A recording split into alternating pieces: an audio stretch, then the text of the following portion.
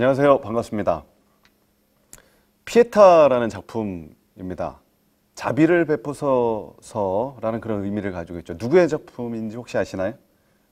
미켈란젤로 들어보셨죠? 근데 어떻게 알 수 있을까요?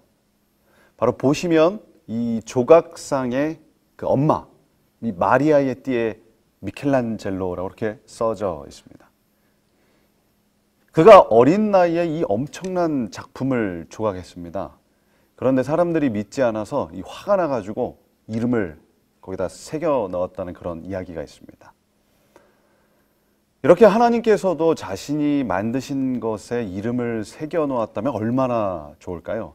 우리가 유전자 검사를 했는데 모든 사람에게 이렇게 made by God 뭐 이렇게 나타나면요. 밤하늘의 별들을 보는데 이 성탄절만 되면 별들이 막 움직여서 예수가 나셨다 뭐 이렇게 암호가 이렇게 드러나면 그럼 사람들이 다 믿지 않을까요?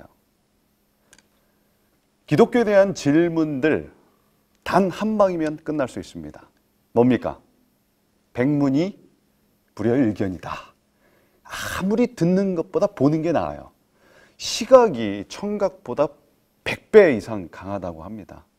하나님이 직접 나타나시면 됩니다. 보여주면 끝나요. 아니 천사만 나타나도 되겠죠. 흰 옷 입고 날아다니면서 하나님 믿으세요. 집 없는 사람 집 줘주고 병자들 고치고 전쟁 막고 이렇게 하면 온 지구가 다 하나님을 믿겠죠. 그럼 우리도 질문 그냥 직접 하면 되고요. 그런데 왜 그렇게 하지 않으실까요? 10계명에서 둘째 계명은 우상을 만들지 말라. 아무 형상도 만들지 말라입니다. 사람들은 눈으로 보고 시각으로 믿고 싶어 합니다. 그러나 하나님은 그것을 금하세요. 신명기 4장 23절에 너희는 스스로 삼가 너희 하나님 여호와께서 너희와 세우신 언약을 잊지 말고 내 하나님 여호와께서 금하신 어떤 형상의 우상도 조각하지 말라 이렇게 기록하고 있습니다. 형상을 만드는 것과 대조적으로 말씀하신 것이 바로 언약입니다. 좀 어려운 말인데요. 하나님은 인간과 관계를 맺는데 그것을 언약이라는 단어로 정의하세요. 언약이 뭡니까? 단순한 약속이 아니라 법적인 사랑의 약속, 결혼의 관계 같은 것이죠. 쌍방의 의무를 가지고 있습니다. 이 의무는 서로 사랑하고 행복하게 하는 법입니다. 그것이 성경에 나타난 10계명에 나타나 있죠. 보고 믿는 것은 이 언약의 본질을 살리지 못합니다. 오히려 진짜 믿음은 뭡니까? 보지 않고 들음에서 난다라고 그렇게 성경은 말합니다. 믿음의 본질은 바로 하나님을 인식하는 것. 하나님이 있어. 하나님이 실제로 존재한다. 여기서 끝나는 게 아니에요. 그분이 창조주다. 그분이 우주의 왕이다. 이것을 아는데 끝나지 않습니다. 그건 누가 가장 잘 압니까? 사단이 더 잘 알죠. 사단 하나님을 봤어요. 얘기도 했어요. 그런 믿음은 사단이 최고입니다. 근데 문제는 뭐예요? 사단은 하나님과 관계가 깨어졌어요. 하나님을 떠났습니다.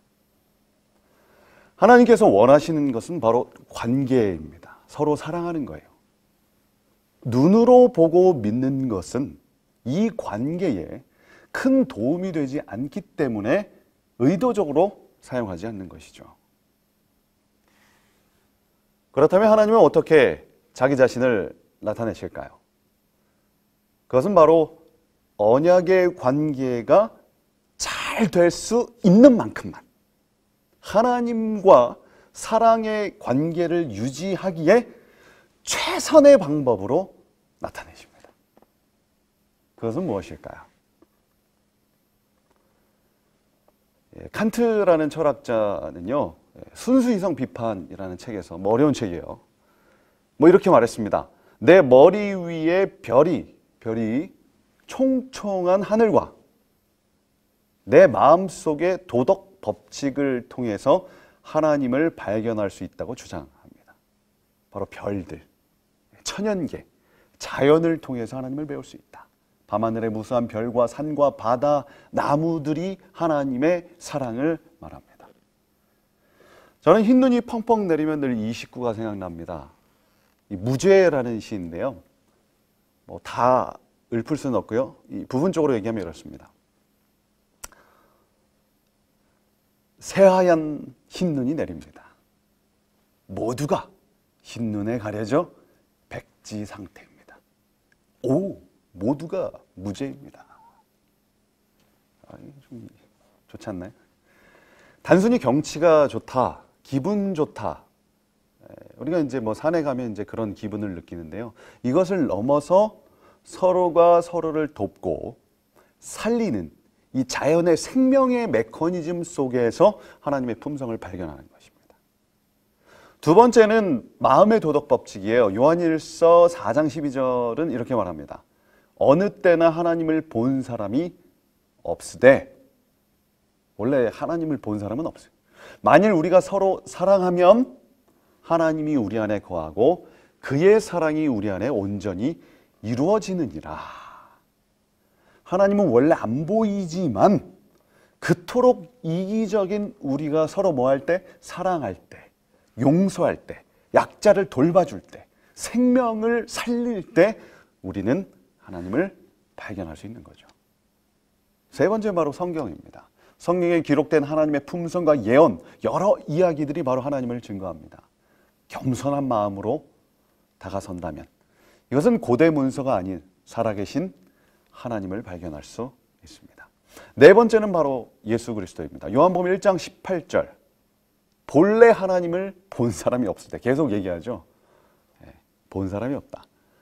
못 본다 이거죠. 그러나 아버지 품속에 있는 독생하신 하나님이 나타내셨느니라. 독생하신 하나님, 바로 예수 그리스도입니다. 이분은 느닷없이 존재한 분이 아니죠. 구약 성경은 계속 그분에 대해 예언합니다. 그리고 역사의 일회적 사건으로 온 세계와 온 인류에게 강한 메시지를 남겨요. 하나님은 이런 분이다. 하나님은 이러한 존재로 이 땅에 오셨다. 그 극적인 장면은 바로 하나님의 죽음으로 나타납니다. 십자가로 나타납니다. 근데 왜 하필 이러한 모습일까요? 인간이 가장 진실할 때가 언제죠? 죽음의 때죠. 그래서 이어령 선생님이 이런 이야기를 했습니다. 증자가 말하기를, 까마귀 죽으려 할 때 그 소리 슬프지 아니하는가? 사람이 죽으려면 그 말이 착하지 아니하는가? 죽음 앞에서는 사람이 착해져요. 가장 진실합니다. 그래서 유언이 어떻습니까? 진실하죠. 죽음은 거짓을 말하지 않습니다.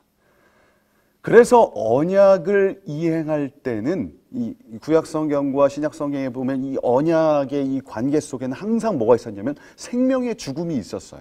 선악과로 시작된 죄의 아픔, 그 아픔의 결과인 이 죽음의 모습이 이 언약의 관계 속엔 계속 들어가 있습니다. 하나님께서는 이 죽음을 누가 감당하겠다? 내가 대신 감당하겠다. 이 생명이 바쳐질 정도로 인간을 사랑한다는 가장 극단적인 고백을 하나님은 하고 계시는 것이죠. 그래서 죽음은 영향력이 있습니다. 사람을 변화시켜요. 그래서 제자들이 변했고 교회가 세워졌습니다. 그래서 오늘 우리는 이 모든 것을 통해 하나님을 알아가고 배워갈 수 있고 발견할 수 있죠.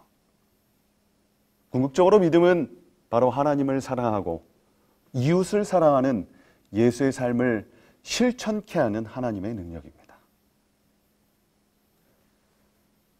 우리가 하나님을 알길 원한다면 이것에 집중하면 돼요.